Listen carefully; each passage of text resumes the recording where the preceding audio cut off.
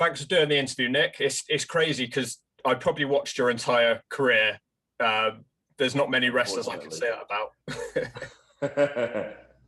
It's hey, wherever you've ended up, I just seem to have watched. Well, that's good. I'm glad to hear it. Although, well, I should say I'm flattered, but not necessarily glad to hear it, considering some of the stuff you would have been exposed to. It's all a good laugh, though, isn't it? I can see you recently defended your NWA title. How did that feel after all the disruptions this year to your career? You know, actually, the show the other day in Omaha, I think it was like a week ago or something. It was so much better than I expected, because I was a bit like, first of all, I wasn't really sure what the setup was going to be like with the sort of social distance crowd, and because I had you know I'm under contract to the NWA, so like any third party bookings that come in, so like independents, and I still do a lot of independents. So it's just all the bookings go through the NWA, so it's like anything that comes into me, I just forward it straight on to Pat, who handles all my bookings. So then he basically, so they have like certain terms, and I basically, you know, and to begin with, you know, when COVID was first sort of, you know, when we were still sort of getting to grips with what it was going to look like, you know, Billy was, he's a bit of a germaphobe at the best of times. Like he's already a little kind of, he's very cognizant of that stuff already. So then when this happened, he was just sort of like, all right, shut everything down, lock everything down. You know, obviously I'm very lucky because he paid me the whole time, which was awesome. But like there wasn't a whole lot of discussion about what we were going to do. And then, you know, we did some stuff in LA with Primetime Live, where I wrestled Mike Bennett, and I did all that stuff. But as far as like independence and stuff, it was as we realized, okay, this thing's going to be around for a while. It's not going away. We started sort of putting together, I guess, terms for lack of a better word, of like what I would do and what I wouldn't do or whatever. So I pretty much just said, look, I'm willing to go wherever, but I want the guy I'm wrestling to take a COVID test, and I basically want to, like, I'll go wherever, but I want to stay in my hotel room until, you know, if the show's at 7, I'm going to stay in my hotel room until 6. You know, someone come grab me at 6. I'm going to come over, and you know what I mean, and get ready. I'm not doing any meet and greets, like, or anything like that, but I'll, you know, so, and I just got to, and I sort of have these sort of set terms of it. So it was like, it was, as far as I was concerned, like I had a great time. I mean, I was looking around thinking, I don't know how strong the COVID protocols were, but I will say this: my prediction that I had said on Busted Open came true, which was that I think there's going to be this really renewed enthusiasm with wrestling audiences, like, and it's going to actually think that, even though obviously the business has taken a real sort of pivot and a bit of a hit, certainly the live event industry has. I think that the one benefit that's going to come is, I think that the industry was suffering overall from a bit of overexposure and a bit of sort of, and I think the audiences overall were a little bit spoiled. And I'm not saying it was their fault. I'm saying it's just because, you know, they were just given so much all the time that it was hard for them to sort of really get excited about anything. And I think that this is going to renew a lot of that, because, I mean, these guys were rocking. I mean, it was like, I had such a good time, and, you know, had a good match. And so I was happy with it. It's obviously, it's weird having such an irregular schedule, because it's like, people say this all the time, and it's because it's true. It's like, there's just no way to mimic or recreate the cardio that wrestling like has. You know, I try to do stuff that's as close to it as possible, but it's just not the same as sort of figuring out how to relax and kind of use the adrenaline and not get tired or whatever. So I think for me, the thing I was most pleased about was the fact that I wasn't just blowing out my ass the whole time, you know. So it was fun, man. I mean, you know, I just hope that we can hurry up and get get the vaccine situation sorted and get everything back to, so we can start getting back out on the road and start working again. What's the gym situation like over there? Have they been affected at all? For a little while, it was like my gym here in Nashville was it was closed like fully for about 6 weeks, and then they opened back up, and it went from like you had to wear a mask the whole time, then it was you had to wear a mask on the way in, and then you had to wear it in like certain areas and stuff. And now it's pretty much like you have to wear it coming in and going, and you have to wear it if you're not like I personally wear it the whole time, but their rules are sort of like you have to, because the thing is here is that it's all that basically, and it might change with Biden, but with when Trump was president, he pretty much just went, okay, it's all up to the states, like you figure it out. So then all the governors, and they're like, oh, I don't want to deal with it. So they're always up to the mayors, so then the mayors go, oh, well, it's up to the people, it's up to the mayors of the counties, so it's just kind of like kept trickling. So like where I live in Williamson County, it was like, it would change every 2 weeks, I go, okay, now you can do this and you can't do that. Okay, now you can't do this and you can do that, so it just sort of changed, a lot. But, luckily for me, I have a pretty solid home gym, a pretty substantial home gym set up. So for the few weeks that we couldn't, we were sort of on real lockdown, me and Mickey we just sort of went back to basics with like just iron and gravity, man. Just, lots of barbells and dumbbells, and, we've got like I've got like a Airdyne bike and a heavy bag and a pull-up bar, dips and all that stuff. It was so honestly, it was kind of interesting because it was like a way to sort of hit things from a different angle, shock the body a little bit with some like old school iron, what I mean? I'm glad to hear you can still do all that, because I'll tell you, mate, your mental health when you can't lift weights for a month or two. I'm struggling. That's the one thing that I keep hearing about from all my friends in England is the gyms being closed. It's a friend of mine in Kings Lynn runs a really good gym, a really high, like a really good like performance gym. He was a PT in the army and a boxer, and so he really understands like functional training, and he does all these really good classes, and he's really like made a lot of difference in that community. And it's just, and he's just advocating so hard for it, going like, you don't understand, like I understand, like if everyone agrees to sort of to social distance and to wear masks and to sanitize and stuff, it's like people are more likely to get COVID if they're just sitting around doing nothing and, gaining weight and being unhealthy and, not getting it, so it's, I don't envy anyone in positions of power having to make these decisions, but yeah, dude, and the mental health part of it is, it's so important, especially for people who are used to working out. Like if I've been working out for 20 years. You know what I mean? I'm 34 now, and I've been working out at gyms since I was 14. Like I bought a weight set even before that. I had the little Argos York barbells and dumbbells when I was like 12. So it's like, for me, it's like a daily part of my life. Do you know what I mean? I think it'd be so weird to just obviously have time off here. I mean, but shit, when I've had my worst injuries, like when I tore my bicep a few years ago and stuff, that was the hardest part of it, was just being so like down from not working out, because you get used to those endorphins, and you get used to, and obviously just from your own sort of ego standpoint as well, just from, because you're like, oh God, I'm out of shape, I'm like soft, I'm small, blah blah blah. Yeah, and it's brutal. I hope that it's people, you got to be resourceful, get whatever you can, and get on that DDPY and shit like that, just just to do what you can to keep that pump, man. Yeah, well, obviously we're here for a more happy reason today. The main reason we're here for the defining part of my career, let's be honest. So it's not something that I expected to be so popular when I made those videos, and it's not really something that's been talked about either. You were one of the few wrestlers on the show who managed to escape without a stupid nickname, a bad promo, or a stupid moment.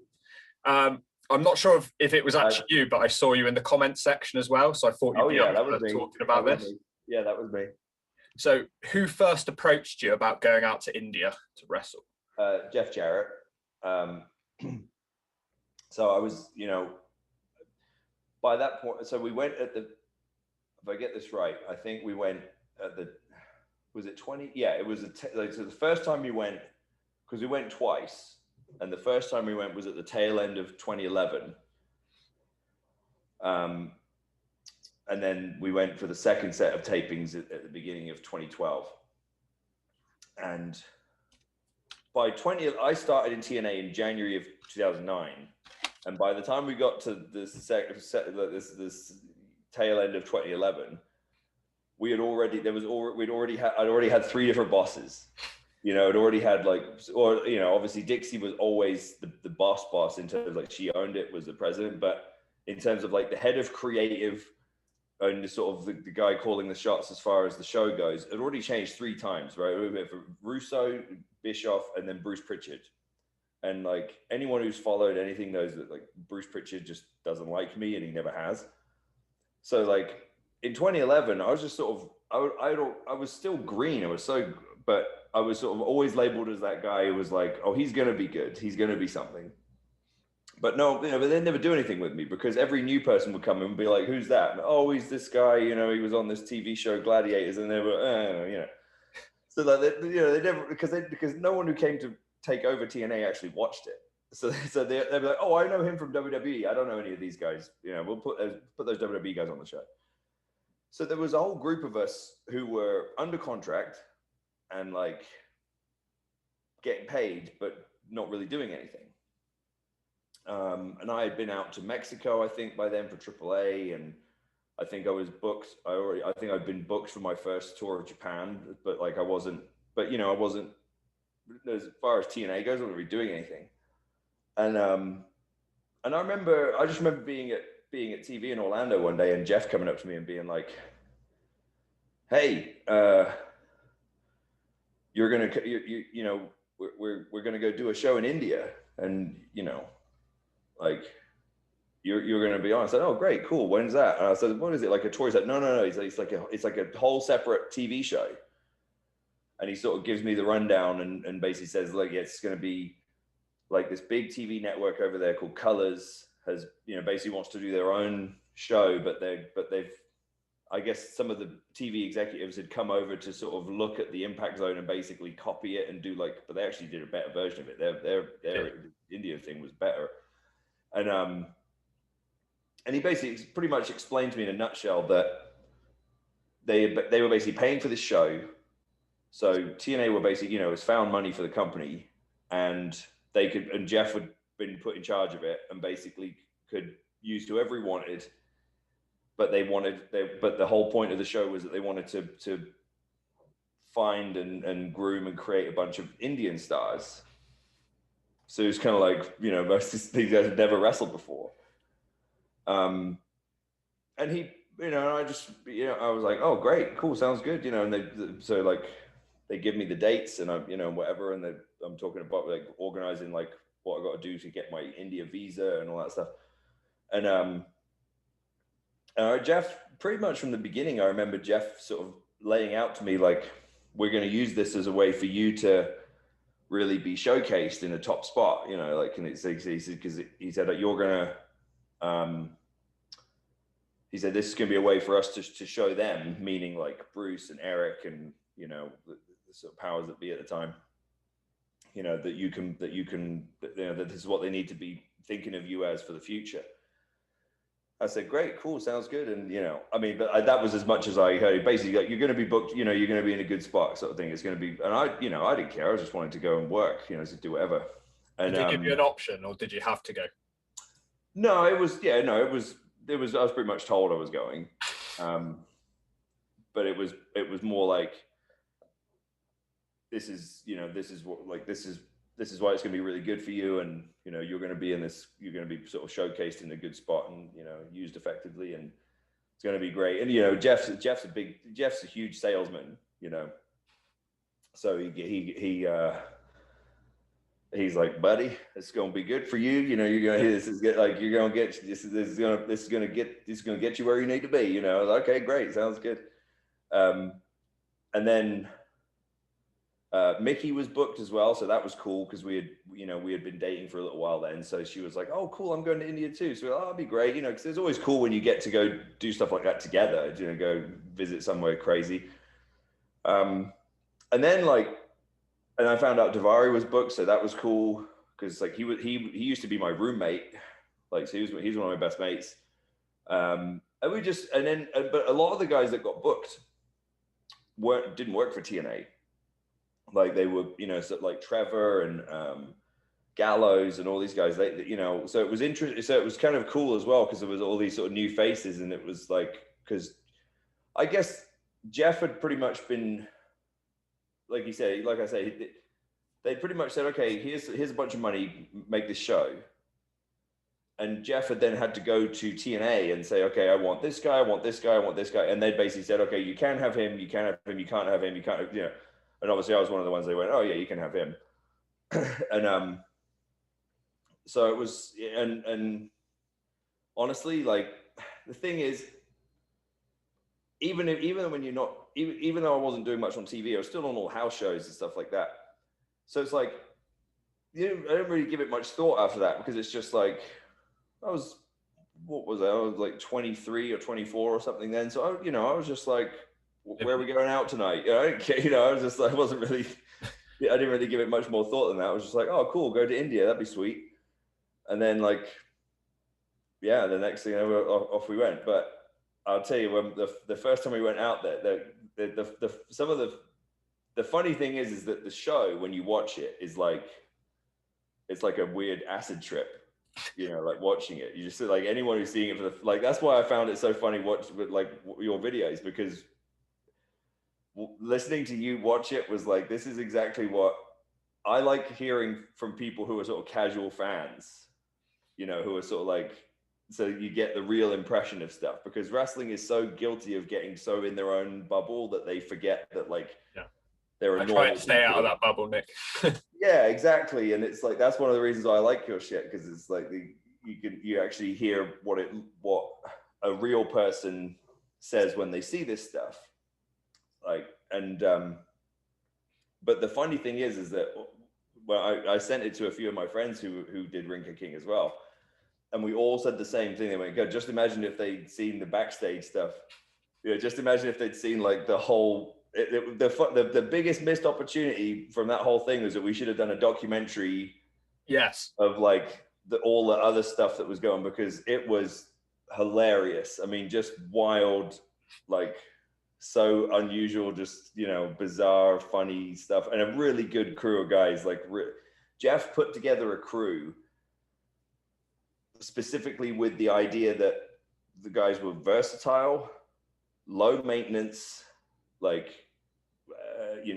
had a good imagination, and were good at making other people look good. Because the whole purpose of this was like, we're going to take a whole load of complete rookies, and we're supposed to make them like good enough to be on TV. And we're talking about like serious TV too. It wasn't like on some little poxy channel. I mean, like the first episode had like 18 million viewers. So it's like, we got to take these complete rookies and sort of make them look like they know what they're doing. And I mean, they were shocking. They were so, look, like any rookie is, you know,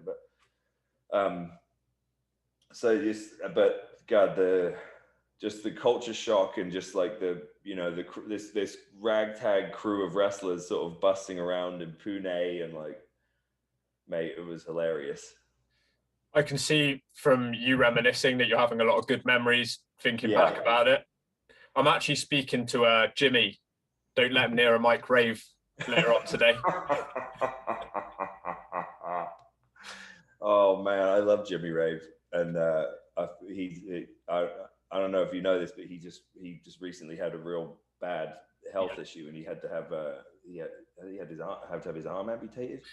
Yeah, he did. I'm hoping to maybe rustle up a few donations for him. Yeah, that'd be awesome. And he's a good guy, but when they don't let him do that promo. Do you think he'll be upset with me? What do you reckon? I don't know. I mean, I mean, I think he's got a good sense of humor, so I I hope think so. he'll be all right. What were the Indian fans like? Brilliant, because they were virgin audience. Like that was one of our favorite things about it, was that we didn't, because you have to remember that by like 2011, you know, the especially in TNA, like the Ring of Honor sort of high spot, it's a very high spot heavy sort of style had really bled into the sort of the overall fabric of the company by then. So there was, and for me, it was really hard adjusting, because I came from Butlins. Do you know what I mean? Like I had come from like Butlins wrestling, you know what I mean? Which was, you know, shall I break his arm, kids? You know, yeah, like, you know, like you get 5 minutes out of that. And then coming over here and it's like, you've got 5 minutes total for your whole match. And you're working with like, you know, Pete Williams or Chris Sabin or something. And it's like, oh, duck this, duck that, go behind, grab the leg, spin it around, you know, catch this, blah, blah, blah. You know, and I was just not used to that at all. So it was, and you know, there was a very sort of, there were two very distinct camps in TNA at then, because we had all the veterans, and they all kind of took me under their wing and, you know, kind of like, don't try to keep up with those guys. You know what I mean? Like work TV style, you know, like Nash and Booker and Steiner and, you know, Mick and even Kurt, you know, and like, so it was fun to go somewhere where the audience weren't like expecting that level of action all the time. Because I'll never forget, I don't remember how, because obviously the shows were taped, so I think a lot of the time they switched the order of stuff around in the edit, but I never forget the first episode we shot, the first thing we did, Jeff, Dutch Mantell, Abyss, and Sanjay were sort of the nucleus of the sort of booking for Rinka King. And they, you know, even, you know, obviously Dutch is super old school, and they came from that, you know, obviously Jeff and Dutch obviously come from that Tennessee style, right? Southern wrestling. But but still both been booking TNA for a long time. So they all kind of had that instinctive thing of like, okay, open the show like we would open a TNA show, send out some cruiserweight guys, you know, X Division guys, you know, bing, bing, bing, you know, lots of high spots, bash, bash, bash, you know, big cool finish, you know, send, you know, 6-7 minutes, you know, get them fired up. Well, the thing is, they did that on the first India taping, and you could tell that the audience just had no idea what they were looking at. So like they were doing, you know, it was like, I remember Zima was in it, Zima Ion, who's now in NXT. He's one of my good mates. And like, I forget who else was in that match. But they, you know, they're doing all this great stuff, you know, cool high spots and head scissors and, you know, moonsaults, blah, blah, blah. But like the audience is just kind of going like, you know, like you could tell they don't really. And I remember I wrestled Matt Morgan on the first tapings, and we did it, you know, shoulder tackle, just a simple like boom, and they erupted.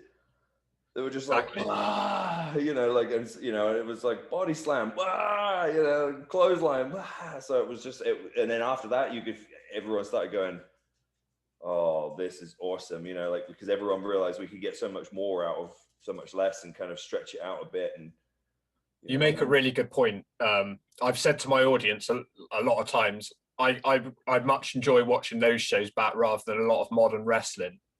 And it's not going at 1,000,000 miles an hour, was it, in India?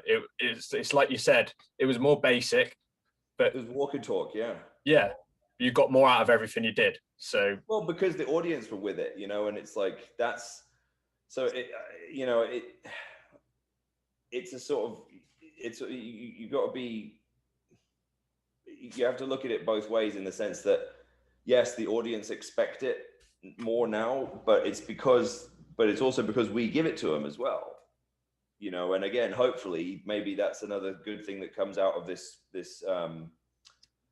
COVID stuff, is that maybe because everyone took a bit of a break, that they'll just be so excited to sort of have live wrestling again in front of them, that hopefully guys slow down a bit and remember that if you, to me, I always look at it like this. It's like everyone loves a buffet every now and then, right? You know, you go to a hotel and you get excited. Oh, a breakfast buffet. Oh yeah, like, you know, oh, you have all these things that you wouldn't normally have, right? Oh yeah, I'll have muesli, and I'll have a bagel, and I'll have a croissant, and I'll have this, I'll have that. But you know, you wouldn't order them on a menu. No. Right. So, but every now and then, but you'd get pretty sick of it if it was every day was an all-you-can-eat buffet, because you go, I just want one thing and good. I just want one thing and I want it to be good. And I feel like a lot of the time now, it's like every match the wrestlers go out there and they're so afraid, instead of thinking, okay, I want to take my time and put my time in and dedicate to my craft to earn the reaction at the end of my piece of work. Instead, they just go, hey, you want this? And then you want this, you want that, you want this? Like, please like me, like, please don't bury me on the internet. And so they kind of do all these things where they sort of tick all these boxes. Like, oh, you did some technical wrestling, oh, and you did some high spots, and you did a dive, and you did a, you know, whatever. Okay, so that was technically, you know, so you have to say that was a good match because I did all the right things. As opposed to like, did it make you feel anything? You know, like, did anyone actually give a shit? Like, or were they just sort of, you know, to me, I always try to get a reaction rather than get approval. And I think that's sort of the main difference, is that there are a lot of guys who are trying to work for approval of the sort of the what I call the art house fans, who are like, oh yes, one must appreciate every nuance of, you know, professional wrestling match, and it must have a Japanese move, must have a Mexican move, it must have a so-and-so move, you know, and we must call them the correct terminology. And, you know, I get those sort of people on my channel, and I try and tell them that this isn't for you. I'm going to offend you if you watch this. It's not for you. And it's like, by the way, not everything has to be. That's like, I make this thing when I promote the NWA on, you know, when I do media, is like, I don't need you to hate other wrestling shows to love our show. I don't care what other shows you like, but we're not gonna force our show to meet your criteria just because you watch everything. Like, we're going for a certain thing here, right? We're not trying to be better than, we're not trying to be combative with, we're not trying to be, you know, contrarian on purpose. We're just trying to be different. Right? Because that's business, you know, like, if you're going to open up a burger place, you know, you better make sure that you do something different to what McDonald's does. Otherwise, you're just a low rent McDonald's. And, like, you know, it's like, how many people go to McDonald's for the quality of the food? Right? They go for the brand, and they go for the convenience, and they go because they trust it. That's WWE, right? And I'm not saying that, obviously, you know, I'm not, everything I'd say with this gets taken out of context, but overall, it's like everyone trusts that brand. They're going to watch it because it's, you know, they know from an overall standpoint, they're going to get, you know, you're going to get what you get. To get them to part with their money, you've got to give them something that makes them go, oh, that's interesting. You know, we want to be Five Guys, In-N-Out Burger. Do you know what I mean? We want to be that thing where it's like, ooh, that's a bit more rare. You can't get that everywhere, but oh, it's so good. You know, like, it's real simple, but it's just so good. It's so well done. That's what we want to be. I think you've got a lot of guys on your roster who are stronger from a character standpoint. Guys like Eli Drake, right? Storm. You know, I don't know if he's still there or not. He is still there, isn't he? James is. As far as I know, James is a free agent, and he sort of likes it like that because it means he can pop up here, he can pop up there, you know, and do his shtick the way he wants to do it. And yeah, look, Cowboy's a great example of a guy who's like, he knows who he is, he knows what he does well, and he does it, you know, and he doesn't, you know, he hasn't changed his gear to have Japanese writing on it to try to look cool. Like, you know, he's Cowboy, right? You know, he's Tennessee Cowboy, you know, and it's like, you know, and he doesn't come out dressed as a video game character to, you know, to get some, you know, anime people excited and shit like that. Like he's like, do what you do and do it well. You know. Maybe you should suggest it to him one day and see how he reacts. That would be it. Hey man, hell yeah, man! I'll come out dressed like Dragon Ball Z. So everyone who knew about this interview happening has asked about Steiner and Ring of King. Of course. So everyone wants to know. So can you clear it up once and for all? Was that crowd told to react to him that way? Because on that very first episode, Nick, you look scared of what he's doing. And I don't think your acting is that good. I laughed so hard on that first when you said, like, Magnus looks terrified. I meant it. You did. Well, you know, it wasn't terrified. I mean, that part of I wasn't terrified. Like, that's for sure. I was like, I was loving it.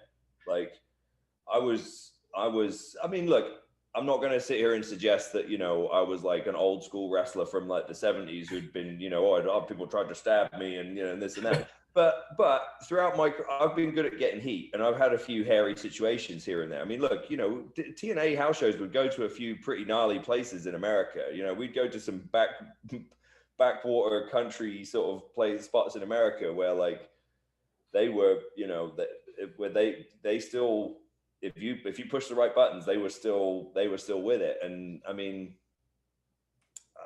so I wasn't afraid of it. I liked it, you know, I was into it, but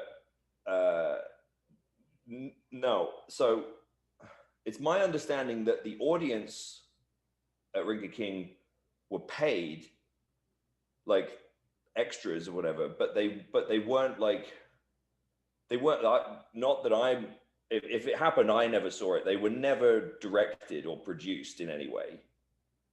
I think they were just like, look, and I'm going to try to tread carefully the way I say this, but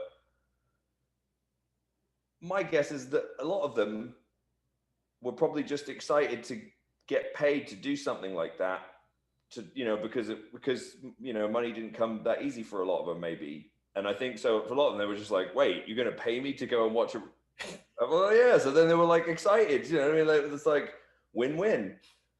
And so they were just, you know, they were on from the beginning. But I think you also have to remember that wrestling it wasn't like they'd never seen wrestling before. They have been exposed to American pro wrestling on television and stuff, just very few live events. And it's to the best of my knowledge, this was the first time that it was their own pro wrestling show. So I think there was certainly a bit of patriotism in that crowd as well, in the sense of like, holy shit, like we've got our own pro wrestling show with American stars. You know, you have to understand, for like a lot of these people, you know, that would seem like such a far away thing.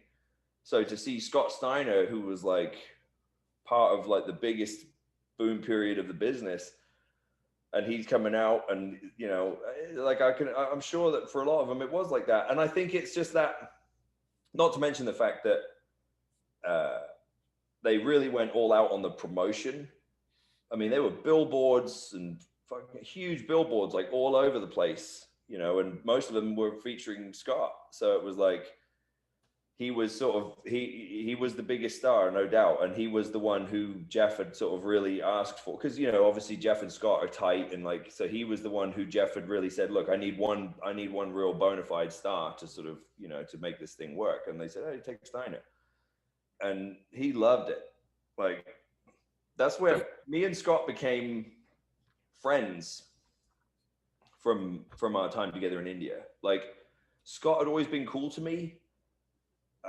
It's funny because I remember when I first signed with TNA, like Marty and a few of my mates who were sort of, you know, who followed wrestling on the internet, they were all like, oh God, are you worried about like Kevin Nash and Scott Steiner? Because on the internet would, you know, make them out to be these terrible people who would just, you know, like who would backstab and, you know, mess with everyone and stuff like that. And I remember thinking like, I don't know, should I be? And they were the two coolest guys to me from the beginning. like shit, you know, like fucking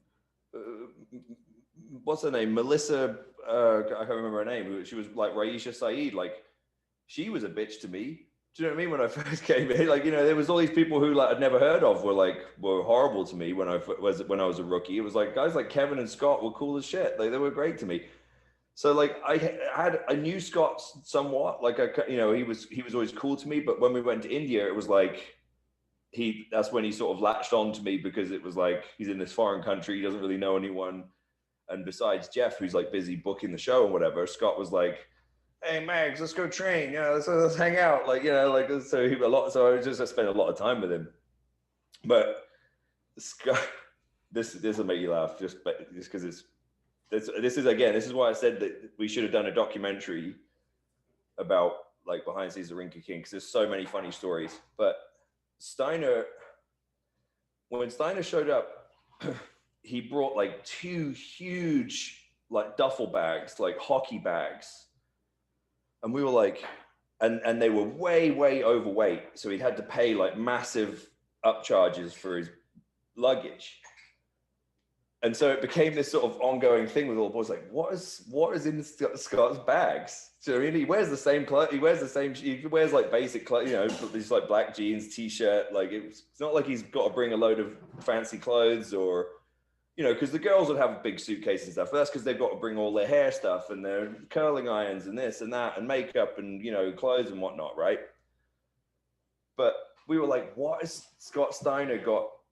in Scott Steiner's bags? You know, this became this ongoing thing. Well, it turned out, about 2 or 3 days in, we're sitting there having catering, and catering was actually all right at Rinky King. Like some of the wrestlers were a bit like iffy about it, but maybe it's just because I'm British, but you know, I was sort of, I was good with it. You know, I thought it was always all right, you know. But I remember Steiner saying to me one day, like, he did, you know, whatever the food was that day, he wasn't feeling it, I guess. But I remember him saying to me, like, hey Max, you know, if you get hungry, I've got chicken and I've got a hot plate in my room. And I was like, you could have what? He brought one of those bags was just full of cans of chicken and a hot plate. He brought a hot plate and a saucepan and like cans of chicken. Like, and that was like an entire bag because he was so paranoid that like India wasn't going to have enough food, you know, it wasn't going to have like protein for him and stuff. So he brought like cans and cans and cans of chicken and a hot plate and a saucepan to like chicken and rice in his hotel room. And it was like, the funny thing is, like, we stayed in a really nice hotel and we had like the run of the place. Like, it was like fountains and like, you know, it was like fucking concierge service. And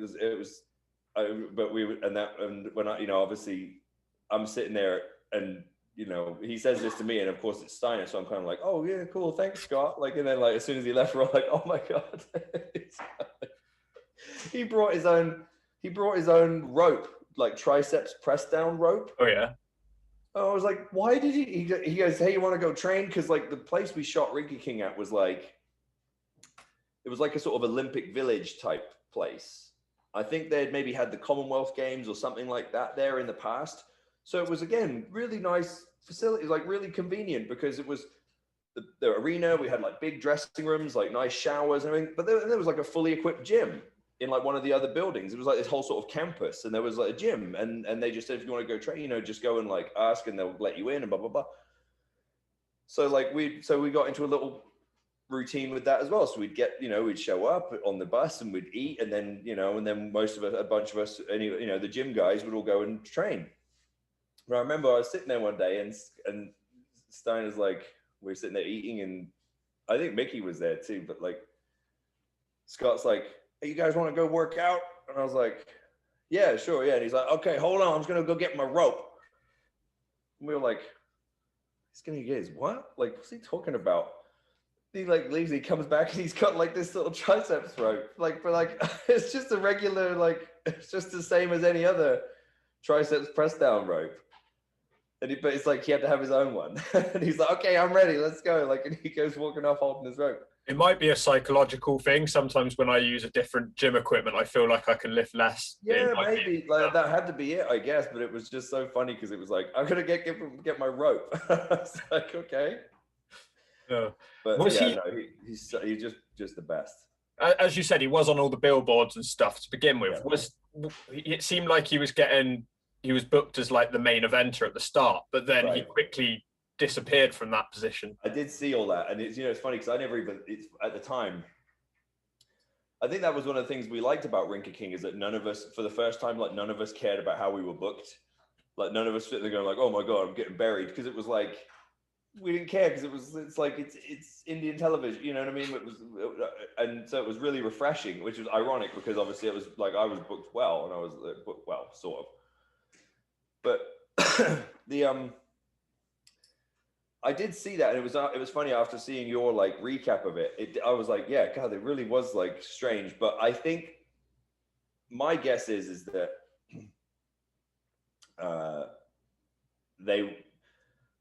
and I don't know this for sure. This is just an educated guess on my part, but my guess is that pretty much from the beginning, the Indian executives had probably said, by the end of this season, we want like Mahabali Veera to be the champion, right? Like he's the one, like we're gonna, he's the guy.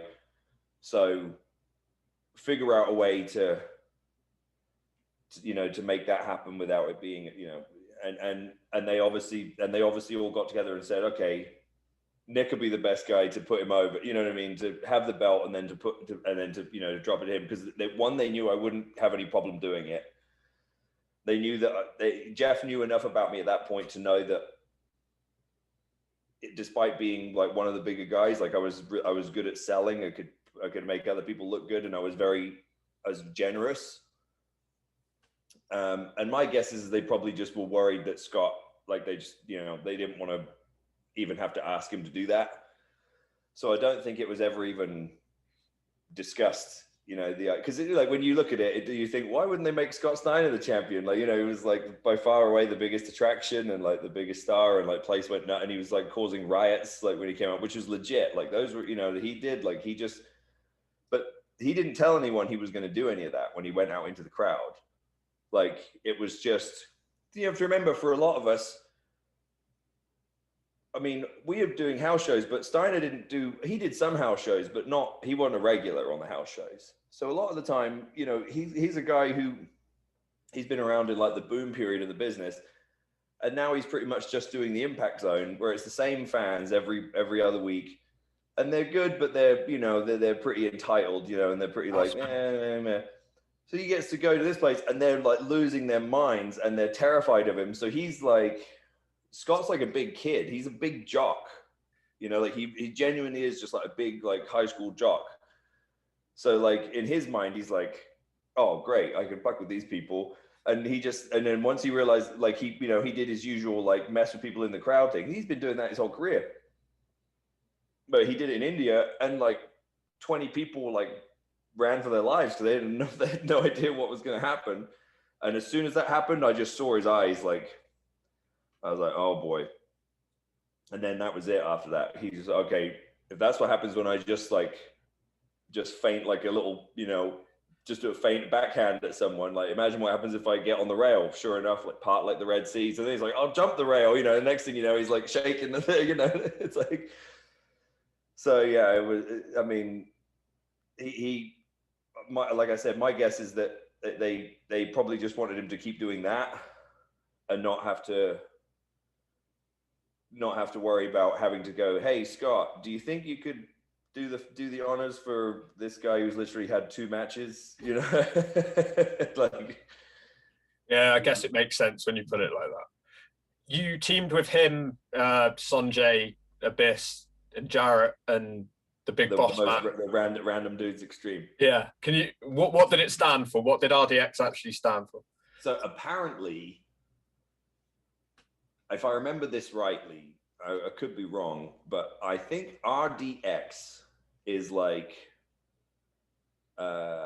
is a type of explosive that's sort of synonymous with like terrorists in India, like because you know they've got their own. They've had their own issues over the years with, you know, Sikhs and Muslims and, you know, Hindus and Muslims and, you know, and stuff like that.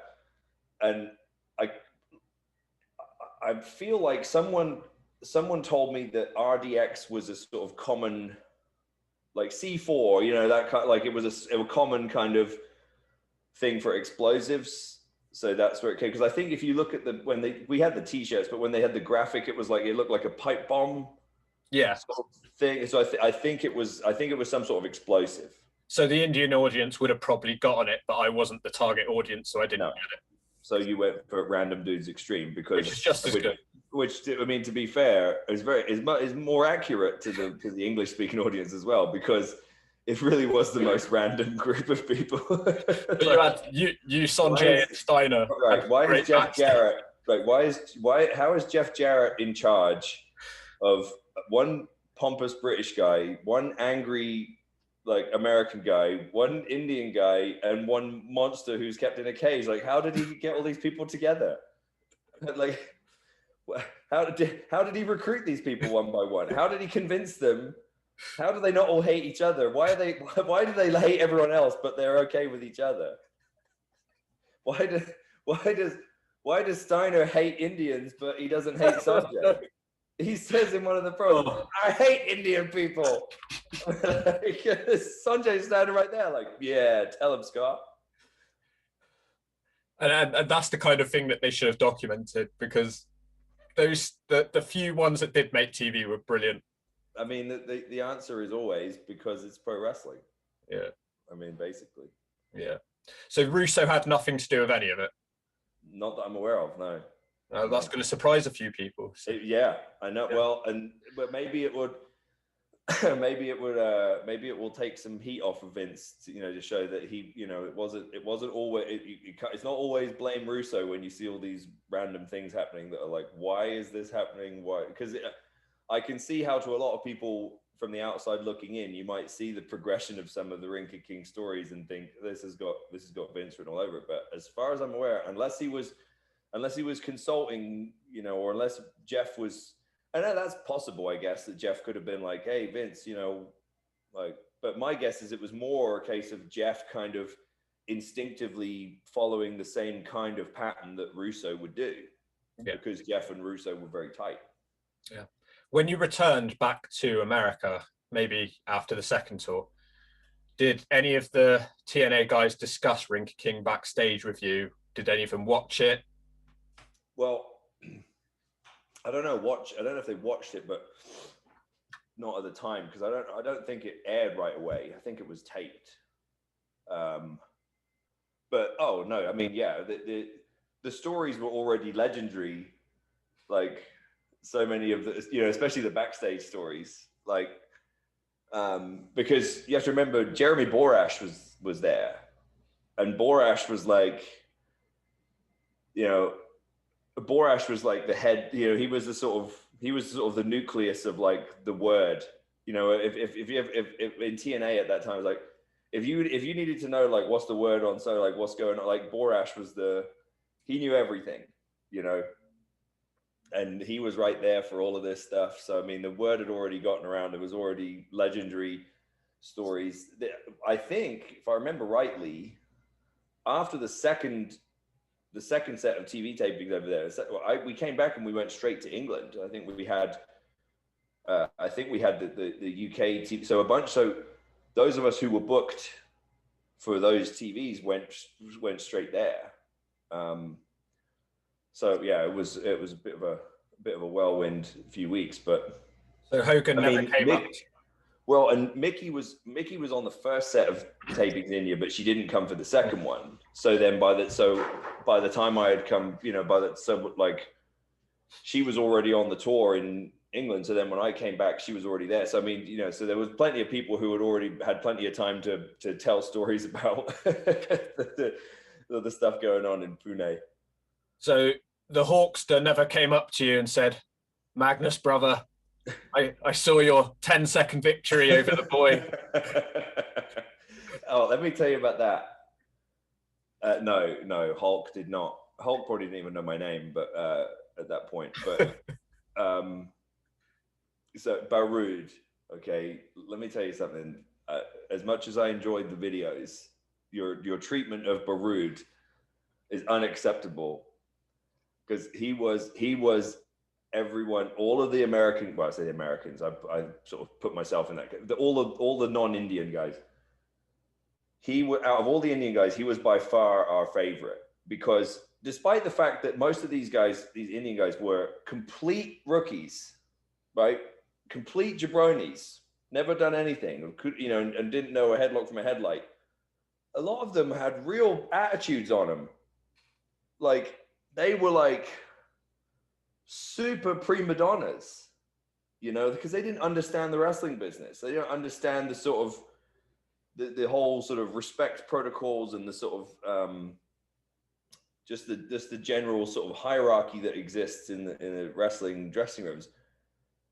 They're just like, oh, I guess we're TV stars now. And in India, with the caste system and everything, there is already a much more sort of acceptable approach of like, I'm important and you're not. And, like, we had, like, I remember we'd get to the hotel, and like these people would come running out to try to take our bags, to help us with our bags. And, for us in Western culture, we're sort of used to staying in like Hiltons and stuff, where the people doing that, they want a fucking tip. And I'm sort of the, I'm British, I'm of the opinion like, well, sure, I just lugged this bag halfway around the world, and you want to take it up the lift and help it to my room, and you want a tenner for it. Like, no, I'm fine. I'll do it. But these guys, in India would come, and they would insist, they'd be like fighting you to like take it out of your hand. And I came to learn it was because they weren't expecting tips. That was their job. Like, and the thing is, some of the guys sort of smartened me up about it, when that if we were seen to be like refusing them helping us, their boss would see that and be like, oh, they're not good enough to do that. And then they'd get an even shittier job, So like, that's why they're going like, no, please let me take your bag, So you did after a while, you did sort of develop this sort of, I would feel so bad about it, but you would have like, we had servants, we had people like just sort of opening doors for us and carrying bags, because it was their actual job. And so once like these, once our sort of, our handlers and stuff started explaining to us like, no, you need to let them do it, because, that's their job. And if you don't let them do it, then they'll get in trouble. It was like, oh shit, like we had a guy, I remember we were at catering, we'd been there for a couple of days, and there's all these people around, staff, and there was a dude, there was a big cooler, a big cool box. We had all, different, drinks in it, right? Energy drinks and Diet Cokes and whatnot. And there was a dude just standing there by the cooler, and we, I kept noticing, I was like, I wonder what he is. I thought maybe he was a security guard or something, or maybe he's just someone who's like keeping a lookout in case anyone, whatever. I get up to go get a drink out of the cooler, and he opens the lid. That was his job. Wow. His job was to open the lid, because, so I was just like, oh, thanks. It felt so weird to be so like pampered. But these Indian wrestlers were just like, I'll never forget, we all walked in, and like, there's all these wrestlers who no one's ever heard of, and they were standing there literally like this in the dressing room, while like two guys were like oiling them, and like putting their boots on for them and stuff, and they're just standing there like, king shit, like, and we were just like, oh god, what a bunch of assholes, But Barud was like the only guy, I think, out of everyone there who was actually a wrestling fan and like actually wanted to be a wrestler. Like, and he was good. Like, he knew how to throw a working punch. He could sell. He had like fire and charisma. He could bump. So we called him Indian Dusty, because he was like a little mini Dusty Rhodes. He had that sort of portly body and everything, and he had like this real good babyface fire. So and this is just me. This is how my philosophy on wrestling. But so the match that aired on TV with me and Barud, I actually had like a 6 or 7 minute match with him, and like sold shit. Like I sold a bunch for him. So like the actual match was like, I get down on my knees and I'm like, blah, blah, blah. And he like hits me with a shot, and I like feed up, and I'm all, you know, I come charging him. He ducks out the way and like fires up on me some more, like duck one, ducks another one, gets me with like a flying head scissors, like fire, you know, over the, I'm selling for him, you know what I mean? Because I'm not making, because he deserved it.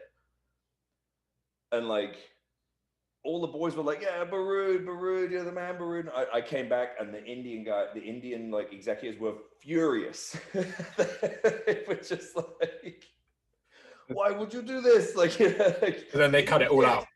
They edited it all out. So literally, it's just me on the ground, like messing with him. And it's like, he hits me, and I like, so, and then it cuts back, and it's me pinning him. And I was like, you're kidding me. So yeah, that's the real that. But like, no, dude, we came back. I remember one day we came back from a day of taping. We came back to the hotel, and he was sitting in the lobby on his laptop to get the Wi-Fi, and was watching, like, was studying matches, was watching like Kurt Angle and Eddie Guerrero, and you know what I mean, and like watching stuff, like, and we were just like, we like this guy, like, you know, because all the rest of them were like, I'm a TV star, like, you know what the fuck you're doing. So yeah, we love Barood. My audience do as well, and I have to admit, he did the best out of the Indian talents. It's clear to see at this point. By far and away. Yeah. How old was he? I don't know. Probably early 20s, I would have thought, you know. I mean, hard to say, but bless his heart. He deserved to do something, because he was, and that's why, you know, a lot of us went out of our way to try and sell for him. I mean, I wasn't the only one who sold for him, and then it all got edited out. Did you know he didn't win a single match on the show? So that was all down to the executives, I take it. Of course, yeah. I mean, in their mind, they were like, because they would, you know, again, coming from that sort of non-wrestling person point of view, they're just like, this guy's short and fat, like he couldn't beat anyone. You know, like he's a small, like, to your point, he's a small 8-year-old Indian boy.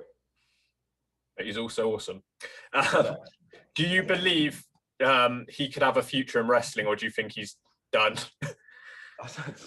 Who knows? I know that didn't he come and do something again with TNA a few years later or something? He lost to Josh Matthews in a match. Okay, yeah. That's an unfortunate fate for him. But you thought he had the most potential out of all of them.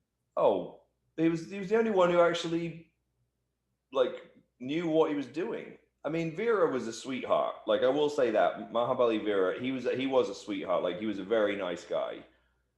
But, you know, just I mean, 2 left feet. You know, just, like, he got better. And I mean, look, even WWE even picked him up for a little while. But Deadly Danda is now in, and I didn't even know that. I've learned that from looking at the comments in your videos. Because someone, or actually, I think it might have been, I might have posted a picture. Because remember when Deadly Danda joined our group for some bizarre reason? Like, I completely forgot about that. I was like, oh yeah, because we called him Indian Boss Man. Yeah. So we were like, oh yeah, Indian Boss Man was in our group for a while as well. I forgot about that. Like, we gave him money. Jeff gave him money. It's so stupid. Did you know that the Giant died?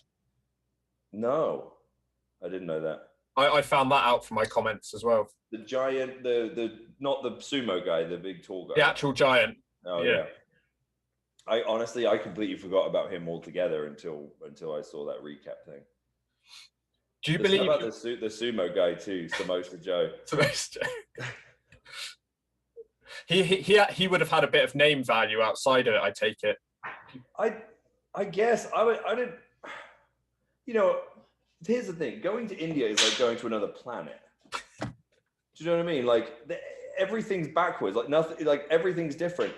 I remember, like, for 2 or 3 days, it took most of us 2 or 3 days to get acclimatized to the fact that, like, the way that men behave with each other in India, like hetero males who are just like buddies in India will like hold hands.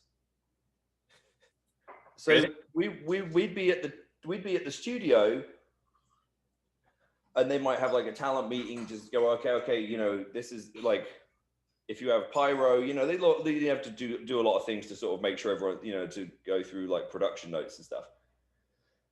And we were like looking around the ring, and a lot of the Indian guys were standing around like holding hands with each other. And we'd be kind of like, huh, it's weird.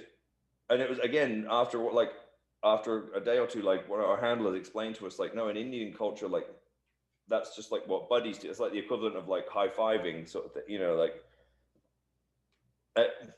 there's so many little things like that just, it's like being on another planet, you know, because it's like, you know, we would sit there sort of pontificating this, going like, do you think that they see us like high-fiving each other and go, oh, gay, you know, like because we're sort of looking at these like guys holding hands going like, are they gay? And they're like, no, they're not gay.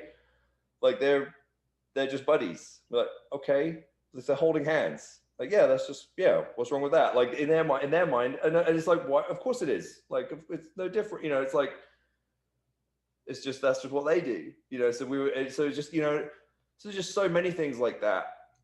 Like, I remember Mickey got really pissed off one day because dogs in India are basically considered like pests. Like, as far as I'm aware, and I don't want to keep generalizing all of India. I'm sure that there's, you know, I'm sure it varies a lot. I mean, it's a huge country. But we had like, we'd be out, catering was outside because the weather was nice. It was beautiful there. Like the climate was fantastic, you know. It would sit there and it would always be like a nice sort of like high 70s, low 80s, like sunny with a breeze. It was perfect, you know. So we'd be sitting outside having catering, and I would say almost every day, some dog would just roll up and be like begging for food or whatever. But they all looked the same because they were all mutts, you know? So they were all sort of just like a very sort of medium-sized, like mutt sort of dog. Very nice, very friendly, not aggressive, like, you know,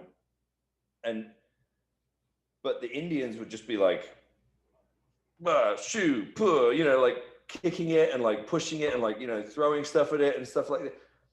And of course, you know, we're all like, oh, a dog, like, oh, hey, buddy, you know, have a piece of chicken, or, you know, whatever. And the Indians would look at us like we were disgusting, you know. And I remember one day, Mickey's big animal lover, but like, you know, his dog comes over and Mickey's like feeding whatever, and one of the Indian like staff or like security guards, whatever, comes and like sort of shoos the dog away, but quite aggressively. And Mickey got up and was just like, what the fuck is wrong with you? Like, how dare you? You know what I mean? Just yelling at this guy. And he's just standing there like, what? You know, like, you know, and all these people come running over like, what's going on? What's going on? And she's like, you kicked the fucking dog. Like, you know what I mean? Like, blah, blah, blah. And like, it was such a weird like impasse because they were sort of going like, I was helping you, you know, like I was getting rid of this pest, you know, like, and she was like, don't do that to it. You know, it's just like, it's like being on another planet. Like, you know, everything is different. Like there's this, so there's just a lot of stuff like that just made you, you know, that you just had to sort of understand like, okay, everything's different here. Just a few more questions because I kept you longer than I expected to, Nick. There's obviously a lot of stuff about ring kicking, so I do apologize about that. No worries. Could you, what would you say being the second champion did for your career? Did it have any benefit for you ultimately? I mean, not from a profile or like from a fan's perspective. Like it wasn't like they went, oh, now he's been Ring King champion, you know. But certainly internally, you know,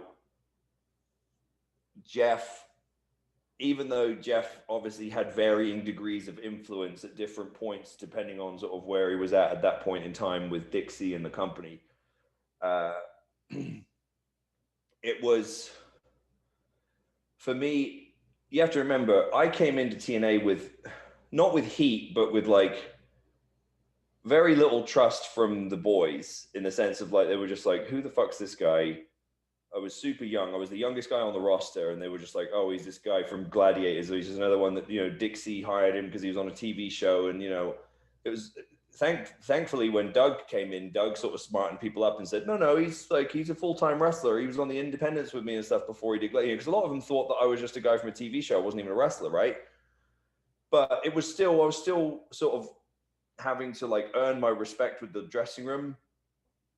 And I think that being there amongst all those people, and also I think more than anything, like it was the first time where I had been put in a position where I had to carry someone, as opposed to be the rookie and like, oh, just, keep your mouth shut and your ears open, kid. And, let the veteran put the match together. I mean, I would, Al Snow and D'Lo Brown, all these guys would be the agents. And like, I would never be allowed to have any say in any of my fucking matches. They would just be like, shut up, like do this, do that, and it was like frustrating because it's like, how do you know if you're going to get better or not if you don't try, if you're not allowed to try something?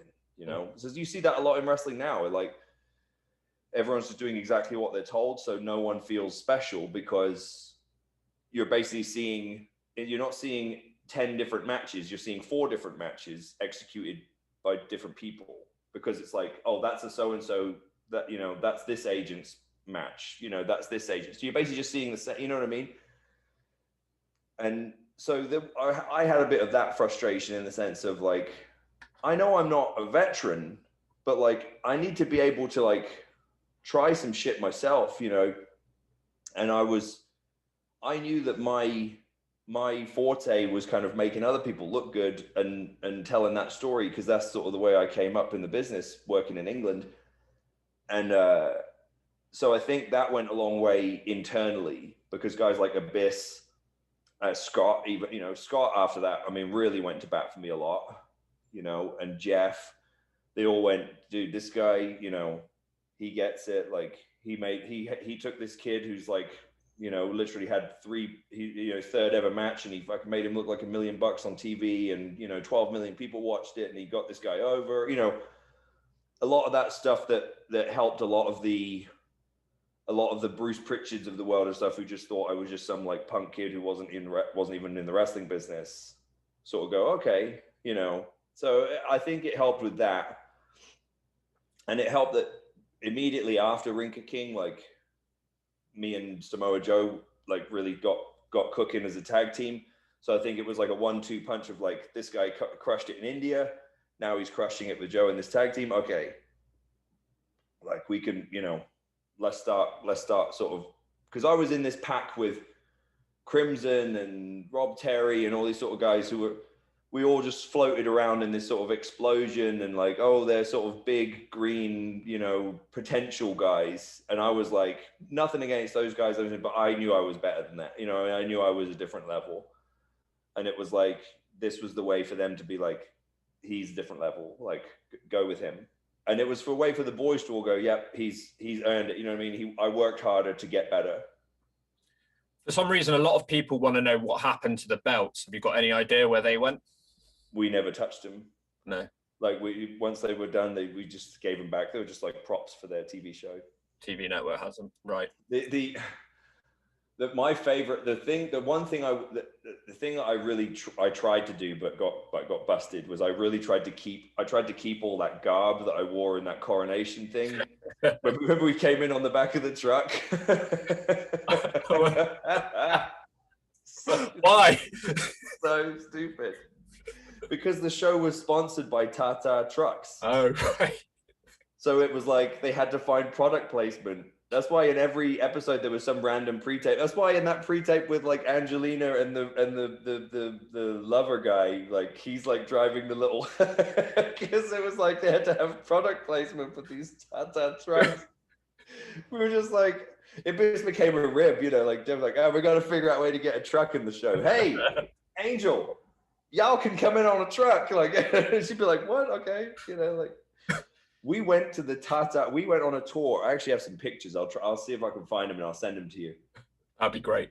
But I have pictures. I have some amazing pictures from India, by the way. But some of the pictures I have was because the show was sponsored by Tata, who are like a huge company. We got taken to the Tata headquarters for like a tour. And these people went ballistic. I mean, they went nuts. There were hundreds of people there, and they flooded us like we were David Beckham or some shit.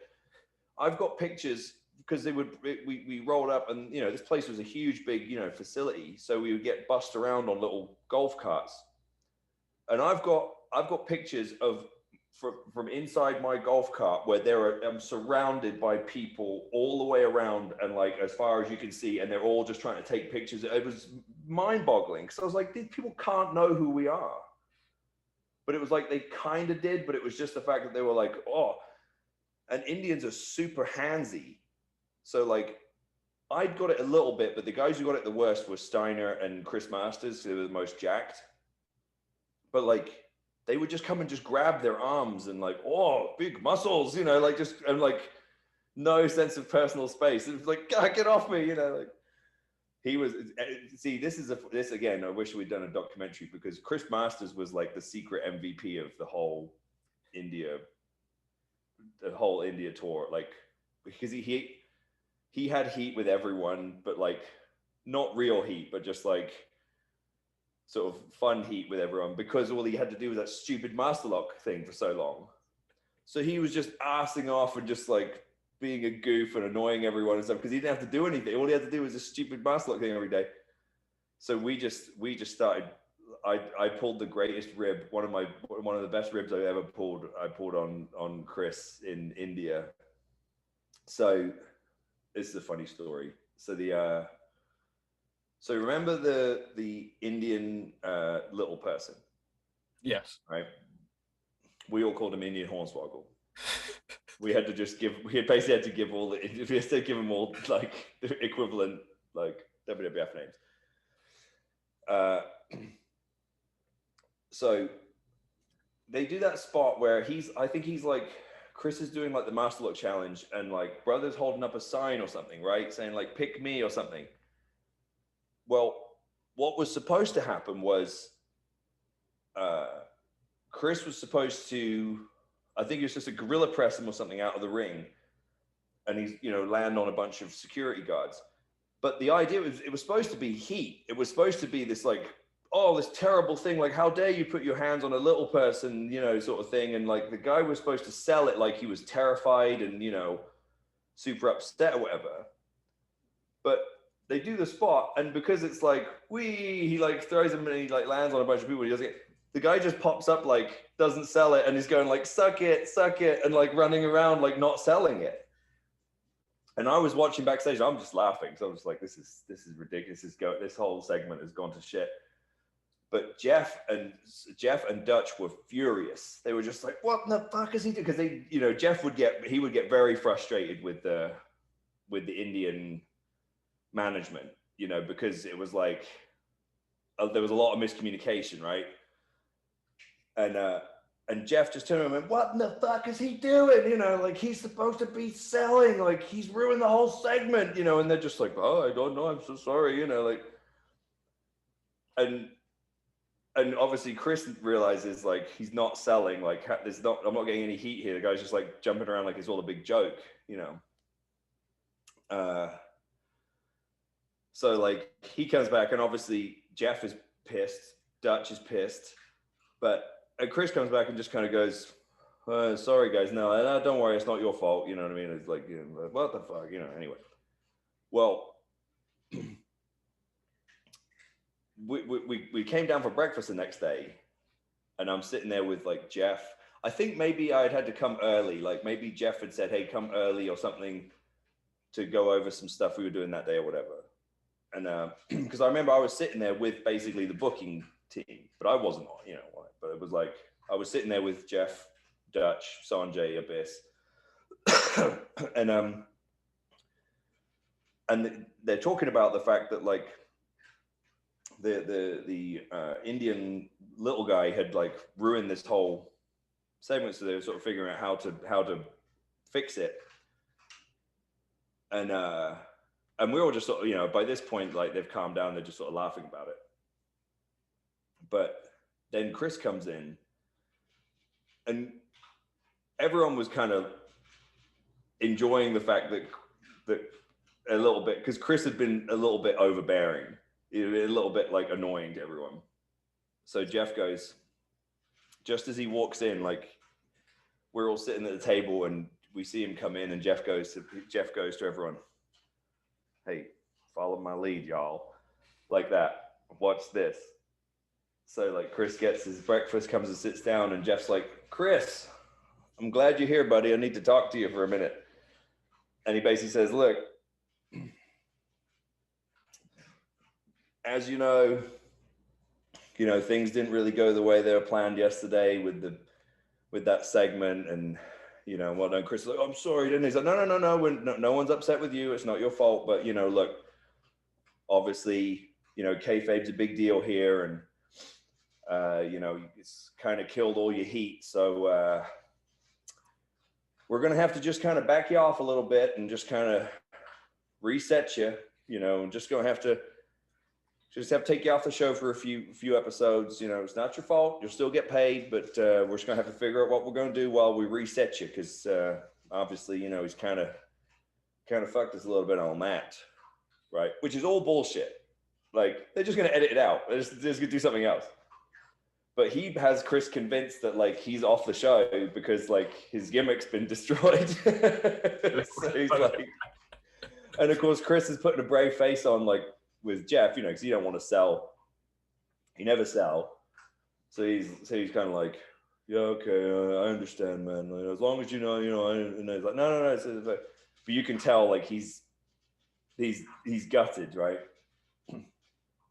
And we're all just like, Chris, he finishes and he leaves, and I'm just like, oh, you evil bastard! Like, So Jeff lets this whole rib fester for like a whole day.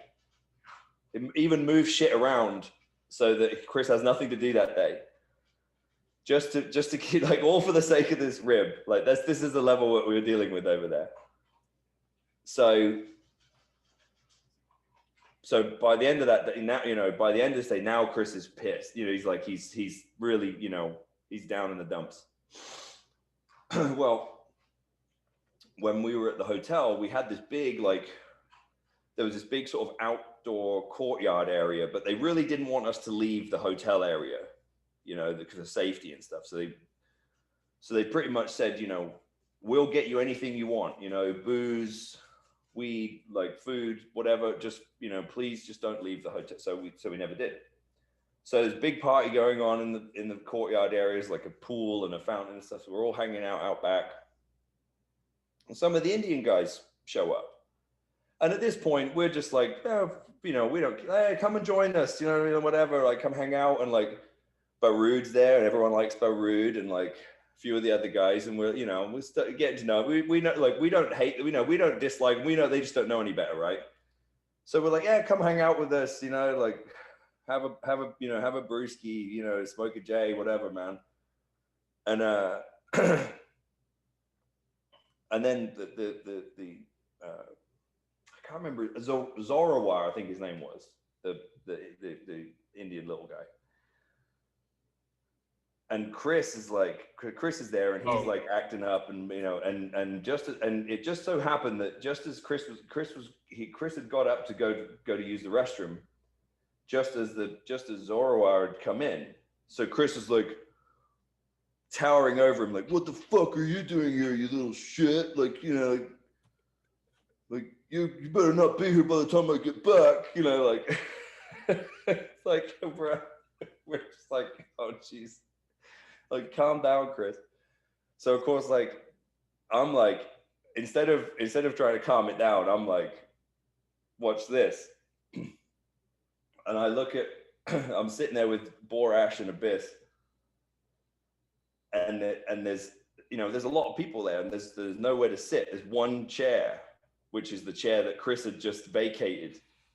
So I'm like, I look at Borash and Abyss, and I'm like, Zoro, come over here, buddy. Like, we got you a seat right here. We got you a chair. Come and sit down. And immediately, this is because there's like, everyone on the crew was so tuned into like what was good, didn't even have to say anything. Everyone knew right away what I was doing. So then we're like, we make sure that he's got a drink in his hand, and like, we've got music turned up, and I said, as soon as Chris comes back through the door, like everyone act like he just told the funniest joke ever, and we're just like putting him over. So sure enough, Chris comes back through the door, and we're all just like, this guy, like, oh my god, this guy's the best. Like, oh motherfucker, Zoro, wow, you're crazy, dude. Like, you're the best. And that was too much. That was too much for him. Chris comes charging over, and he just lifts him out of the chair like a child, under the arms, like, get out of my fucking seat. Like, everyone had to like jump on, hey, whoa. And then we all had to tell, because Chris was so mad at this point, we all had to tell him, like, the whole thing's a joke. Like, we haven't changed anything on the show. Like, they're just going to cut that segment. Like, you're not, you know what I mean? Like, they had to tell him everything. And I said, no, we just set this whole thing up. And he was just like, you guys are a bunch of assholes. Like, oh. That's certainly one of the more original ribs I've heard in a long time. It was, the thing about it was that the first part was planned by Jeff, but not really. I mean, everything just was organic. Do you know what I mean? It was all just like, because Jeff's just like that. He'll just fuck with people but never in a horrible way, you know, always just for fun, right? Like, always just like messing with people's minds a little bit. And it was like, it started with that, and then it was like we all just kept like adding little bits, like a Jenga tower. Do you know what I mean? Like, last question. On the final episode of Ring of King, you were drove off on the back of a lorry. You stole the belts, and you all stood on the back of a lorry. Right. What was was it meant to come back for a second series? Was there a plan for? I think it was because there was no plan that Jeff decided this is the best way to leave it open-ended. Like, I mean, I just, why did we do? I don't understand. Well, that we placement stole the belts and then very slowly drove away on a truck. Like, it was like that episode of The Simpsons where they're like, damn, they're very slowly getting away. But it summed up the show lovely, didn't it? Brilliant. That thing was so hard to ride on the back of that truck. Like, it was the most undignified grand entrance I've ever, like, we're all standing there. Bearing in mind, we're all wearing these like weird shoes and like we've got all this weird shit on. Like, how they managed to get Scott to do that? And like Steiner, man, just standing there, just like, I just remember, like, we're all trying to stand there looking cool, and then every time the truck would even move a little bit, we're like, whoa. We should have had one of those matches on the lorry, you know, like. Just imagine if like that show had carried on, like some of the madness that would have, like some of the mad creative that we could have got to with Tata Trucks product placement. You could have earned some big bucks with their sponsorship, you know. I mean, you know, opportunity lost. But definitely one of the most, certainly one of my favorite, like, most significant experiences in my career, like, overall. Like, it's one of those things where anytime it gets brought up, I just get the biggest smile on my face, and I'm just like, I've got so many stories, made so many friends, so many great memories, and it was such a short period of time. It was so random, so stupid, but like, yeah, I just loved it. It was the best.